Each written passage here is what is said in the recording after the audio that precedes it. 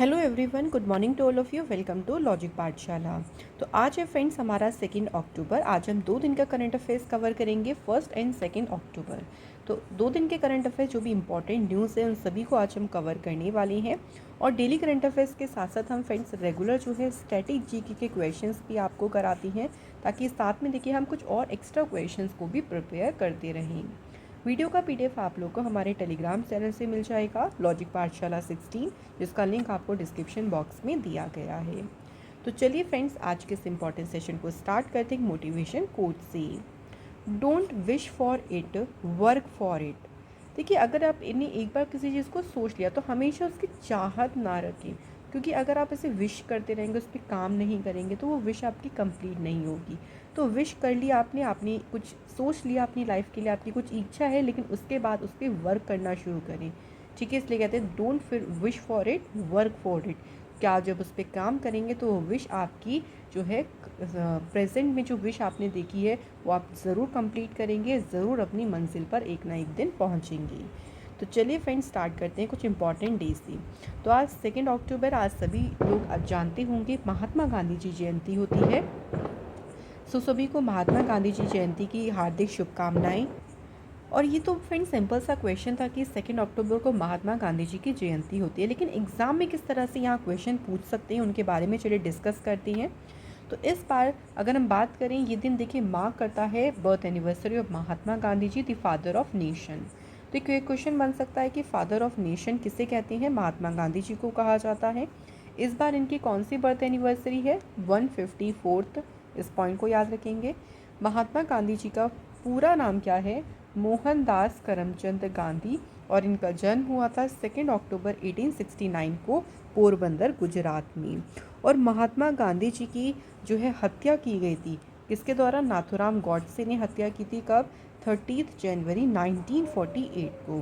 तो ये मैंने कुछ इंपॉर्टेंट पॉइंट्स रखी हैं जो हमारे एग्ज़ाम में आ सकते हैं। कुछ और इम्पॉर्टेंट डेज़ की बात करते हैं जो हमारे 1 अक्टूबर को मनाए गए थे, उनको भी डिस्कस कर लेते हैं।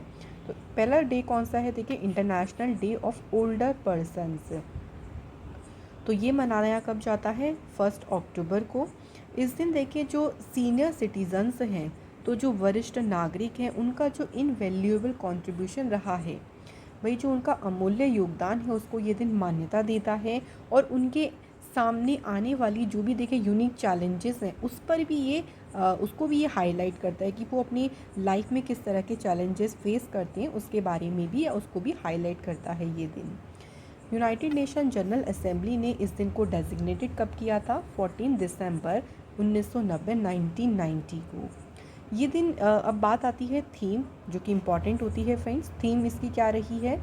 Fulfilling the promises of the universal declaration of human rights for older persons across generations. तो ये इसकी रही है 2023 की थीम।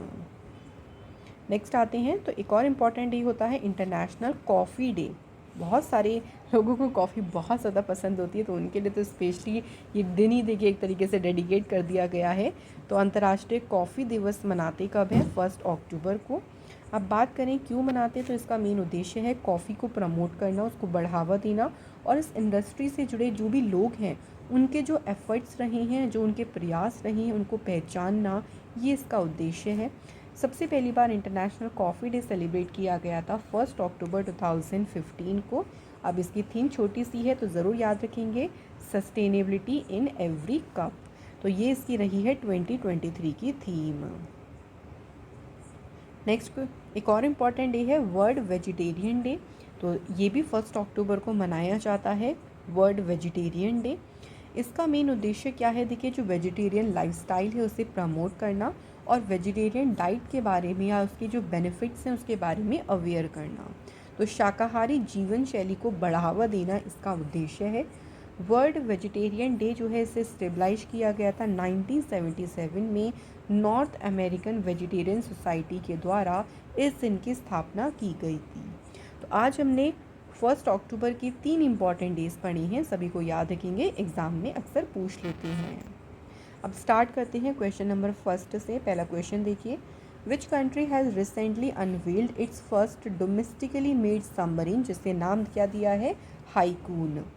तो किस देश ने अपनी पहली घरेलू निर्मित पनडुब्बी का अनावरण किया है?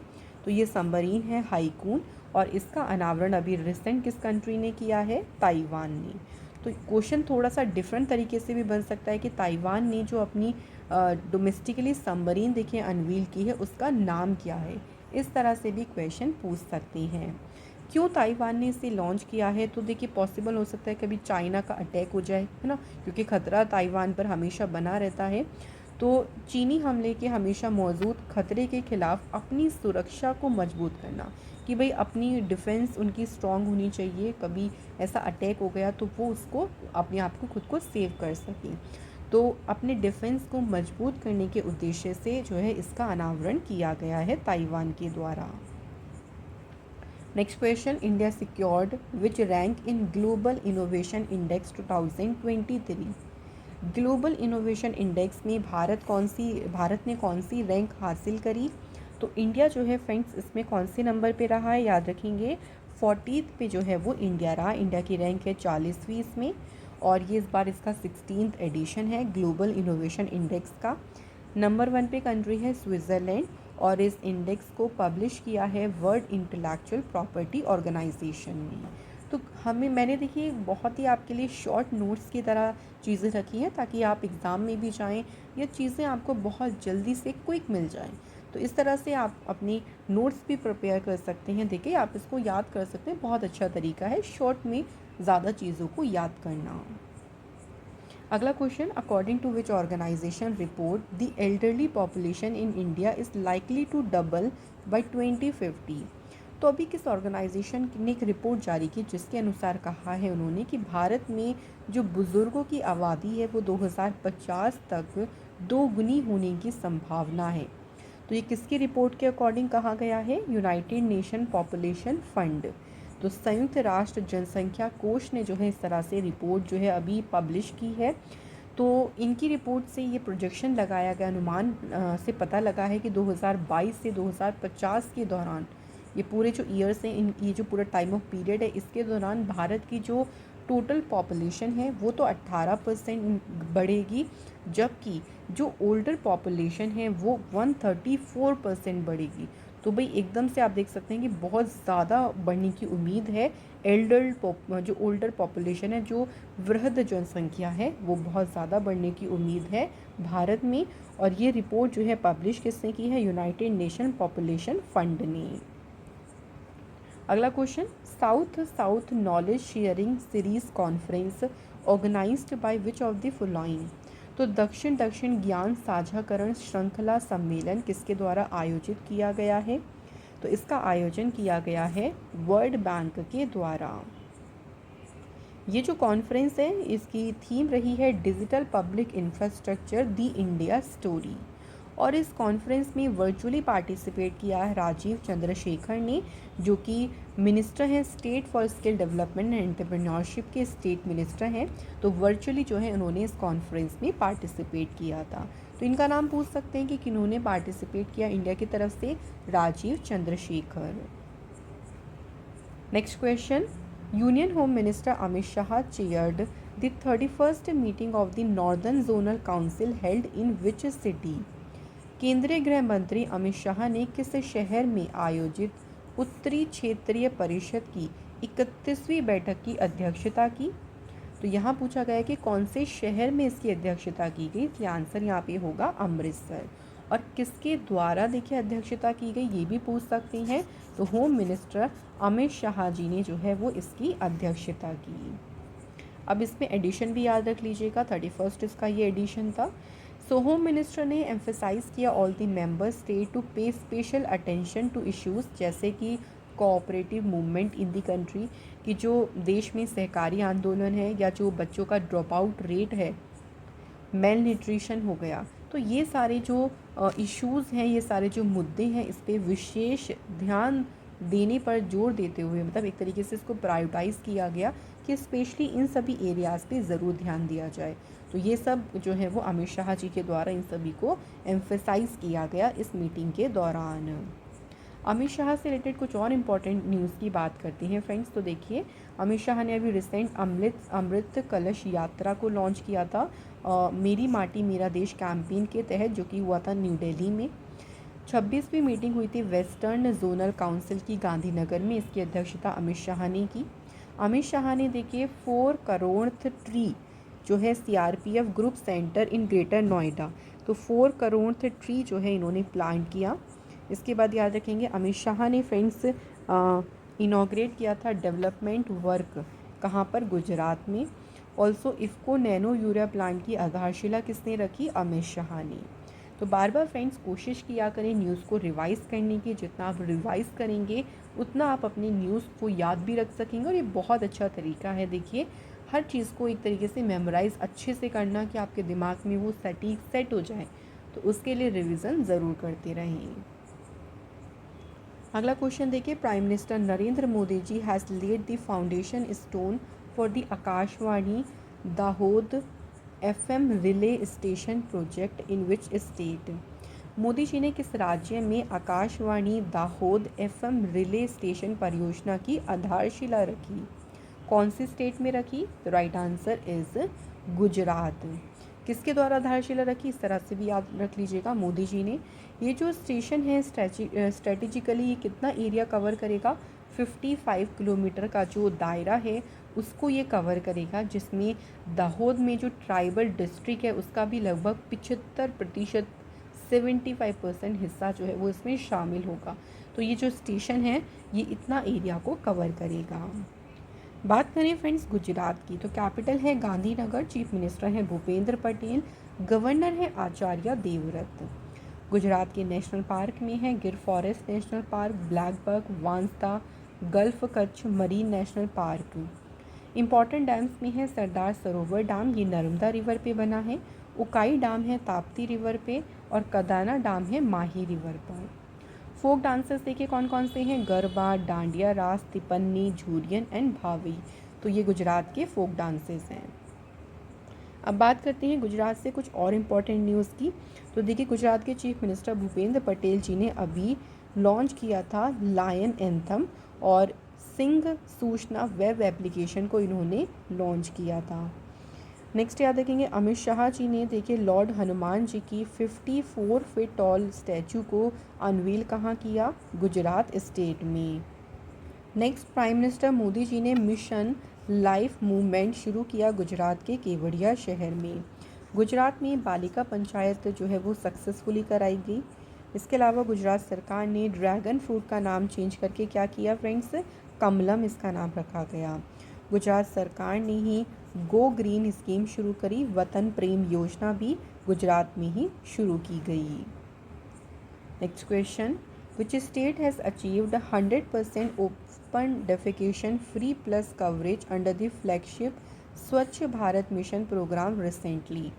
अभी हाल ही में देखिए किस राज्य में प्रमुख स्वच्छ भारत मिशन कार्यक्रम के तहत 100% खुले में शौच मुक्त प्लस कवरेज हासिल किया है। तो ये भी रिसेंट कवरेज हासिल किया है उत्तर प्रदेश गवर्नमेंट ने। अब उत्तर प्रदेश के लगभग सभी जो विलेजेस हैं वो ODF प्लस उनको डिक्लेयर कर दिया गया है, घोषित कर दिया गया है। ODF प्लस विलेज वह है जिसने सॉलिड और liquid management waste management system को लागू करने के साथ साथ जो खुले में शौच मुक्त आपने देखा होगा उसकी स्थिति को, मतलब एक तरीके से लोग खुले में शौच ना जाएं, टॉयलेट्स को यूज़ करें, जो सॉलिड और लिक्विड वेस्ट है उसको अच्छे से मैनेज किया जा सके। तो वो सभी जब चीज़ें अचीव कर लेते हैं तो उसको जो है वो घोषित कर दिया जाता है ODF प्लस विलेज या फिर स्टेट की अगर हम बात करें। तो यहाँ पे अगर बात करें तो ODF प्लस कवरेज 100% हासिल कर लिया रिसेंटली उत्तर प्रदेश ने। उत्तर प्रदेश की फॉर्मेशन हुई थी 24 जनवरी 1950 को। कैपिटल है लखनऊ, चीफ मिनिस्टर हैं योगी आदित्यनाथ, गवर्नर है आनंदीबेन पटेल। स्टेट एनिमल है बारहसिंघा, स्टेट बर्ड है क्रेन, स्टेट फ्लावर है पलाश, और यहाँ का स्टेट ट्री कौन सा है, अशोक। अभी रिसेंट देखिए उत्तर प्रदेश सरकार ने ही गिफ्ट डीड स्कीम जो है शुरू की थी, ताकि जो प्रॉपर्टी से रिलेटेड इश्यूज होते हैं उनको ख़त्म किया जा सके। इंडिया का जो पहला वैदिक थीम पार्क है ये उत्तर प्रदेश के नोएडा शहर में ओपन किया गया। उत्तर प्रदेश सरकार ने डॉक्टर्स की रिटायरमेंट एज बढ़ाकर कितनी कर दी है? 65 ईयर्स।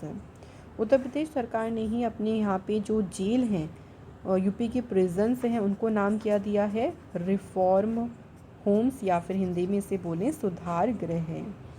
2017 से लेके 2021 तक के जितने भी चालान हैं उन सभी को कैंसिल कर दिया गया। नंद बाबा मिल्क स्कीम यूपी सरकार ने शुरू की थी। उत्तर प्रदेश सरकार ने समग्र शिक्षा कैंपेन जो है इसे लॉन्च किया था। एल्डर लाइन जो सर्विस है ये किसने शुरू करी थी? उत्तर प्रदेश गवर्नमेंट ने। आगे बढ़ते हैं next question. Which bank has appointed Manish Jain as the new country head of wholesale banking? किस बैंक ने मनीष जैन को थोक बैंकिंग का नया प्रमुख नियुक्त किया है? अब देखिए अपॉइंटमेंट जिसकी हुई है उसका नाम दिया है, लेकिन हमसे पूछा क्या है? बैंक का नाम। इस तरह से क्वेश्चन ना आपका बदल कर भी पूछ लेते हैं। तो कौन सा बैंक है? यस बैंक ने किसे अपॉइंट किया है? मनीष जैन को। इन्होंने सक्सीड किसे किया है? रवि थोटा को जो है इन्होंने सक्सीड किया है, जिन्होंने 2 अगस्त को रिज़ाइन कर दिया था। रिसेंट कुछ और अपॉइंटमेंट्स की बात करें तो अभी आरबीआई के deputy governor M Rajeshwar Rao 1 साल के लिए देखिए इनका टेन्योर एक्सटेंड किया गया। आईसीआईसी लॉम्बार्ड के एमडी सीईओ बने संजीव मंत्री। Asian development bank market solution के वाइस प्रेसिडेंट अपॉइंट हुए हैं भार्गव दासगुप्ता। एचडीएफसी बैंक के एमडी सीईओ पद पर रीअपॉइंट हुए हैं शशिधर जगदीशन। अगला क्वेश्चन देखिए, who has been appointed as a new chairman of the media research users council India? Media research users council India के नए अध्यक्ष के रूप में किसे नियुक्त किया गया है? तो right answer is Shailesh Gupta जो है एज अ चेयरमैन पद पे अपॉइंट हुए हैं। शैलेश गुप्ता ने रिप्लेस किसे किया है? शशिधर सिन्हा को। जो media research users council India है इसकी स्थापना कब हुई थी? 1994 में। Next question, who received the 2023 शास्त्र रामानुजन प्राइज?